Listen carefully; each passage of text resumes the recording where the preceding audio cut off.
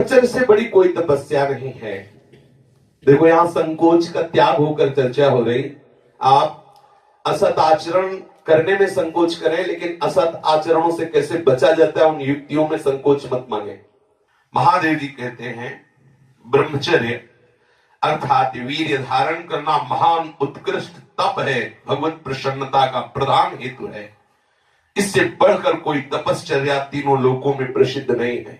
जो ऊर्ध्वरेत्वा अखंड ब्रह्मचारी है वो पुरुष नहीं, वो साक्षात भगवत स्वरूप महादेव है। इस मार्ग में कोई किसी भी संप्रदाय का हो, किसी भी परंपरा का हो, ब्रह्मचर्य की विशेष आवश्यकता है। जब तक आपके जीवन में ब्रह्मचर्य का संयम नहीं होगा तब तक आपको भगवदानंद की प्राप्ति हो ही नहीं सकती। ये जो हमारा अखंड भजन नहीं होता, जो हमारे हृदय में उत्साह नहीं बढ़ रहा भगवत प्राप्ति का, उसका कारण है ब्रह्मचर्य का नाश। जितना एक कामुक व्यक्ति अंधा होता है उससे बढ़कर कोई अंधा नहीं होता। नेत्र दोनों फूट जाए उसे अंधा नहीं कहते, उसको तो मार्ग नहीं दिखाई देगा। लेकिन जो कामुक पुरुष है, जो मदांध है, जो विषयों में अंधा, उससे ज्यादा अंधा कोई नहीं होता। लोक परलोक सब कुछ नष्ट कर लेता है। ब्रह्मचर्य की अपार महिमा है, परंतु आज हमारे नीच वातावरण में ब्रह्मचर्य को धूल धूसरित किया जा रहा है। ये महापुरुषों के वचन है, बिल्कुल अक्षरशः सत्य है। एकांत में चिंतन मनन करने के बाद आपकी श्रवणेंद्रिय तक पहुंच रही है बात। आज की नीचता, आज का मनोरंजन ब्रह्मचर्य को धूल धूसरित कर रहा है, ब्रह्मचर्य का नाश कर रहा है। कोई समझ ही नहीं रहा कि कितनी बड़ी हम भयानक गलती कर रहे हैं। ये वीर शक्ति हमारे प्रभु की अद्भुत कृपा है। अगर इस पर हम दृष्टि डालें तो आप जिस मार्ग में चलना चाहेंगे उस मार्ग में आपको बहुत बड़ा बल, बहुत बड़ा संबल, बहुत बड़ी सामर्थ्य मिलेगी ब्रह्मचर्य से। ये भगवान की कृपा शक्ति है। जो इसका पतन करते हैं निसंदेह हो किसी योग्य नहीं रह जाते। ब्रह्मचर्य का ह्रास जीवन का नाश अर्थात मृत्यु, संपूर्णतया सत्यनाश, सर्वनाश, मृत्यु, ब्रह्मचर्य नाश, सुख का नाश, आरोग्य का नाश, तेज का नाश, विद्या का नाश, बल का नाश, सामर्थ्य का नाश, स्वातंत्र का नाश, धर्म का नाश, भजन का नाश ब्रह्मचर्य के नाश पर है। यदि आपने ब्रह्मचर्य नष्ट कर दिया तो आप किसी काम के नहीं रह गए। आधार स्तंभ टूट गया तो चाहे जितना सुंदर भवन हो नष्ट हो ही जाता है।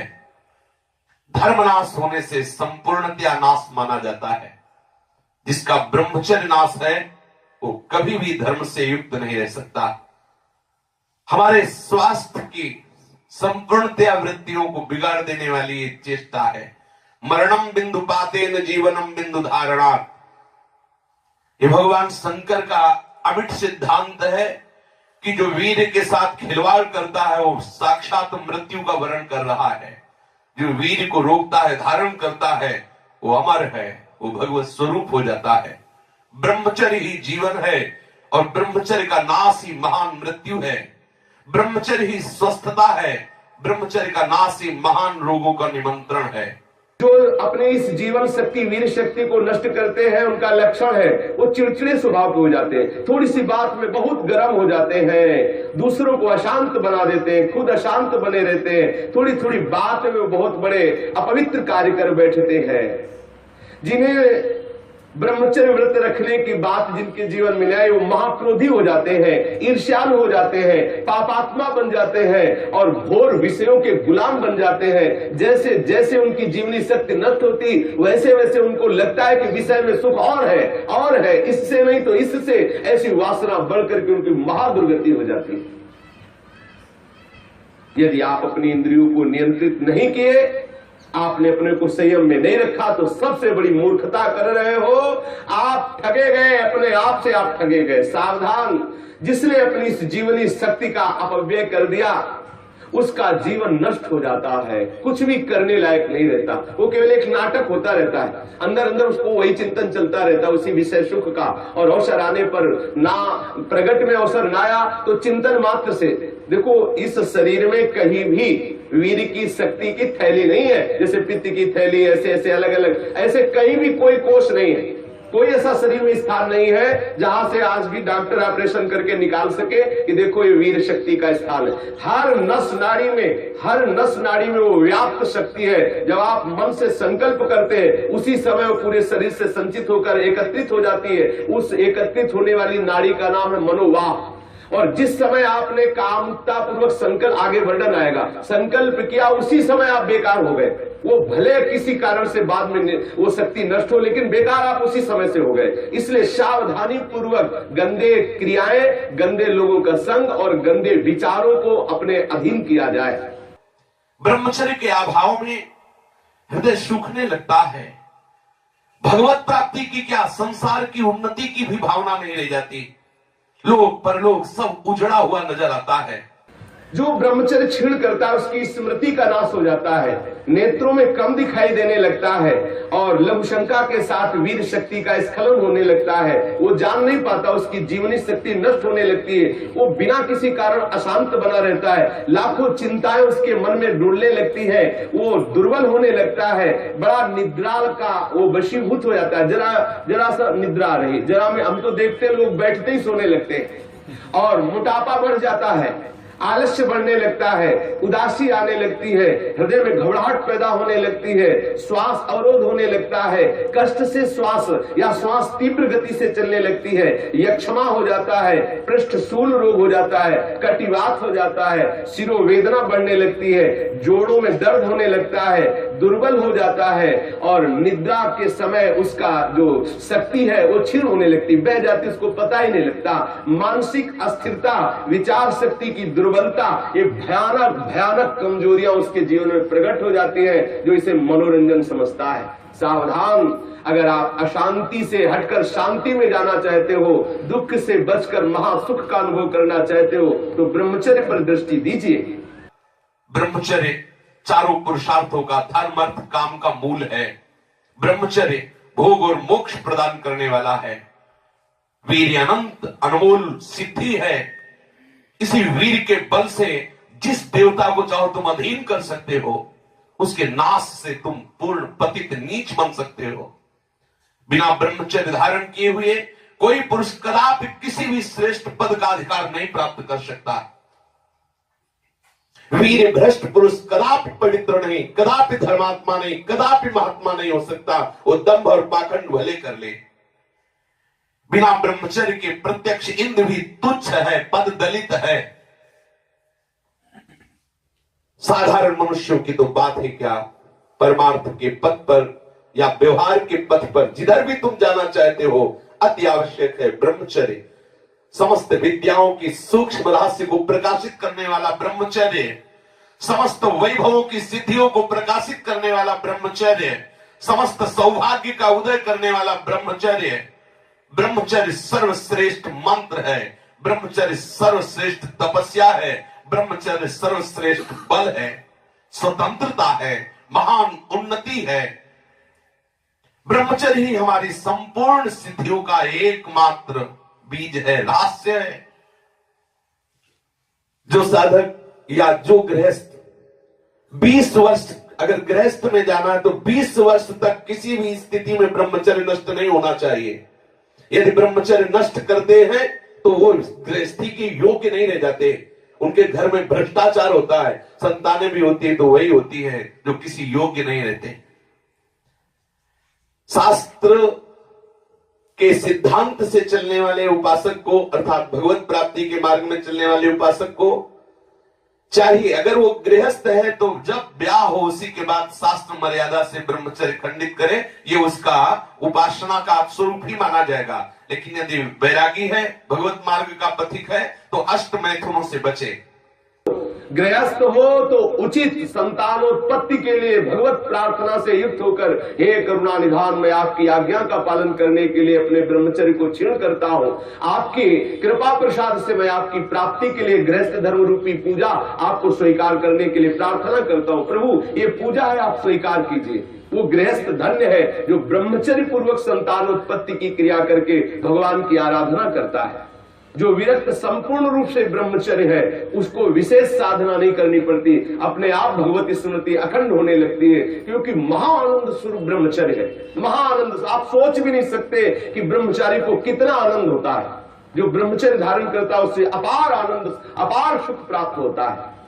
सभी सुखों में सर्वाधिक नष्ट करने वाला सुख एक काम सुख है, सबसे ज्यादा पतन करने वाला यह सुख है, सबसे ज्यादा नाश करने वाला सुख है। इसलिए सावधान, विषय सुख के लिए आप अपने ऐसे अमूल्य जीवन को नष्ट मत कीजिए।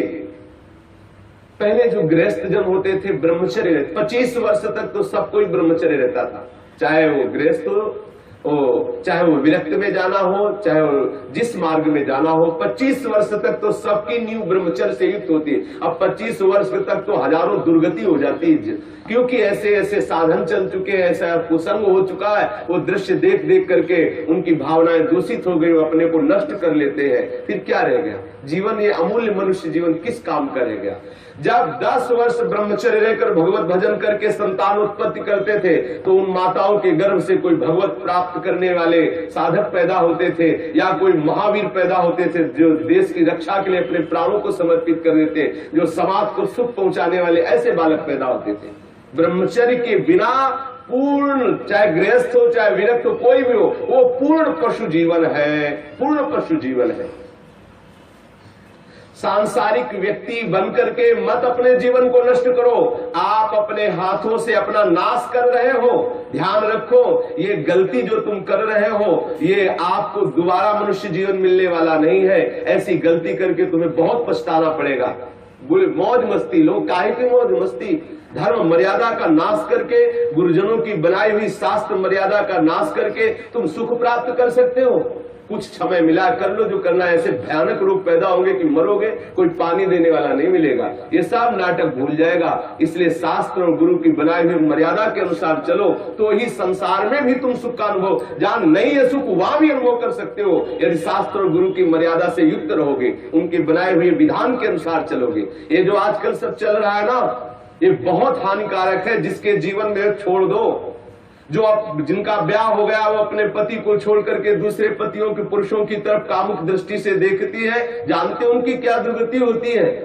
हाँ, पति वंचक परपति रति करई, रौरो नरक कल्प शत परई, और विधवा होए पाए तरुणाई, अगला जन्म होगा और वैधव्य को प्राप्त हो जाएगी। जो पुरुष अपनी पत्नी का त्याग करके पर स्त्री से गमन करता है तो नरक में जाकर के उसको तपाए हुए लोहे की लाल लाल ऐसे स्त्री आकृति से उसे हजारों वर्षों तक चिपकाया जाता है और जलता रहता, वहां मरना तो है नहीं।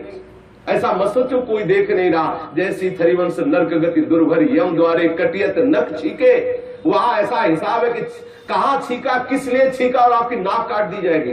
मतलब वहां उंगली उठाने पर आपको दंड है, किस लिए उठाया, किसको उठाया, किस कारण से उठाया, किस समय में उठाया, एक एक वस्तु का हिसाब है। आप समझते मुझे कौन देख रहा है, क्या जान रहा है, मौज मस्ती ले लो। कुछ समय दिया गया आपको, ये मनुष्य जीवन कुछ समय दिया गया। आप चाहे जो कर लो, चाहे जितना दुराचार कर लो, या सदाचार करके श्री कृष्ण को रिझा लो, या दुराचार करके नरक की यात्रा कर लो।